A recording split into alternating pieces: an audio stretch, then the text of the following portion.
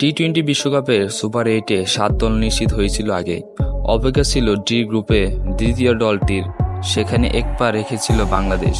আজ নেপালের বিপক্ষে জয় ও শ্রীলঙ্কার কাছে নেদারল্যান্ডসের হার নাজমুল হোসেন শান্ত দলের সুপার 8-এর শেষ টিকিট কাটল।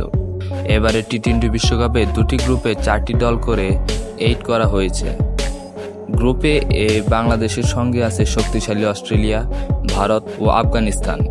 গ্রুপ 1 এ যুক্তরাষ্ট্র, ইংল্যান্ড, ওয়েস্ট ইন্ডিজ ও দক্ষিণ আফ্রিকা। আগামী পরশু যুক্তরাষ্ট্র দক্ষিণ আফ্রিকা ম্যাচ দিয়ে শুরু হবে সুপার 8-এর খেলা।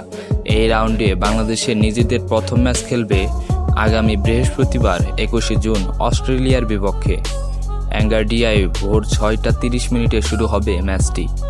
অজিতের বিপক্ষে খেলার পর বিশ্রামের সুযোগ পাচ্ছে না বাংলাদেশ। পরদিনই শান্তরা খেলবেন আরেকটি শক্তিশালী ভারতের বিপক্ষে। শারীরিক ধকল কাটিয়ে ওঠা কিংবা ভারত ম্যাচের ফলের উপর খুব বেশি চিন্তা করে পরের ম্যাচে মাঠে নামার সুযোগ পাচ্ছে না বাংলাদেশ।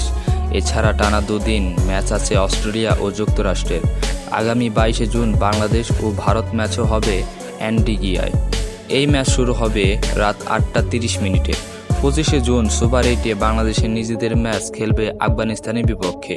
সব দিক দিয়ে দেখতে গেলে বাংলাদেশ কোনো ধরনের সুবিধা পাচ্ছে না, কারণ অস্ট্রেলিয়ার সাথে ম্যাচ খেলে তারপরের দিনে আবার খেলতে হবে ভারতের সাথে। ধরতে গেলে কোনো ধরনের বিশ্রামের সুযোগ নেই। তাই বলা যায় বাংলাদেশের সাথে একরকম দুর্নীতি করা হয়েছে।